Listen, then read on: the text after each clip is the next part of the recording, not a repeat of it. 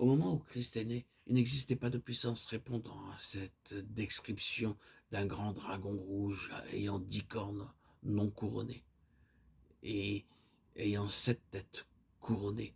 Apocalypse 12, verset 3.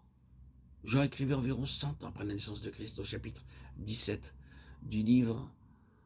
Il montre que 5 seulement de ces puissances ont été renversées. Une existe, la 7e est encore à venir. Les 10 cornes représentent 10 rois, obtiennent la puissance en même temps que la bête. 17-12, Daniel 7-20. Toutes ces puissances entrent en scène lorsque le temps des nations touche à sa fin. La bête et le faux prophète, qui sont symbolisés par et qui représentent la politique, la religion, sont les deux aspects du dragon qui, à la fin, persécutent l'Église véritable. Et l'enlèvement même de l'enfant mâle est la principale raison de ce déchaînement du commencement de la tribulation. Il y aura une guerre dans le ciel. Le dragon sera précipité. Le dragon ici représente le serpent ancien, le diable, Satan, le séducteur. Il n'y aura plus de place dans le ciel. Ceci n'a eu lieu ni au moment de la naissance de Christ, ni au moment de son ascension. L'Épître aux Éphésiens voit toujours la lutte dans les lieux célestes. Chapitre 6-12. Satan est toujours le prince de la puissance de l'air. Il est vrai que Christ est au-dessus de toute domination, de toute autorité, et qu'en lui, c'est là aussi que Dieu nous a fait asseoir. Mais l'évacuation des lieux célestes par la puissance du mal et le gouvernement et l'administration du monde par l'Église de là-haut sont l'une et l'autre encore dans l'avenir. Et l'enfant mâle et l'accomplissement de l'Apocalypse 3, 21 à 22 à cette fin-là.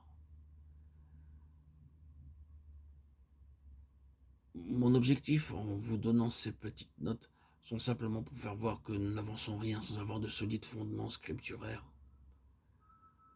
et sans méditer ces données d'une manière rationnelle et approfondie.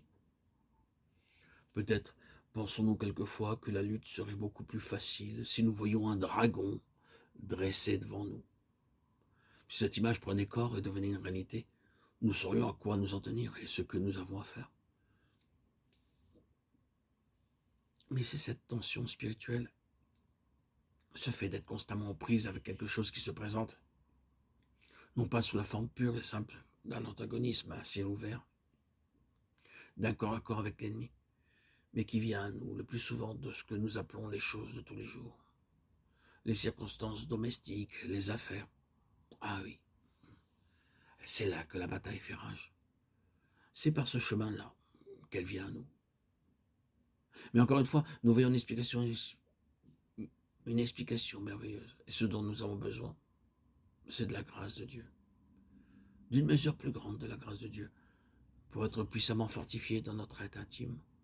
Oh, pour tenir la doctrine ne suffit pas l'enseignement.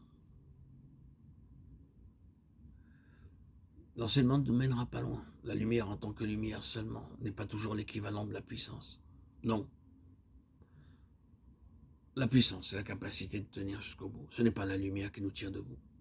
La lumière peut nous aider à voir notre chemin, mais ce qu'il nous faut, bien aimer en Christ, frères et sœurs, mes chers amis, c'est, avec la lumière, une force qui vient d'en haut.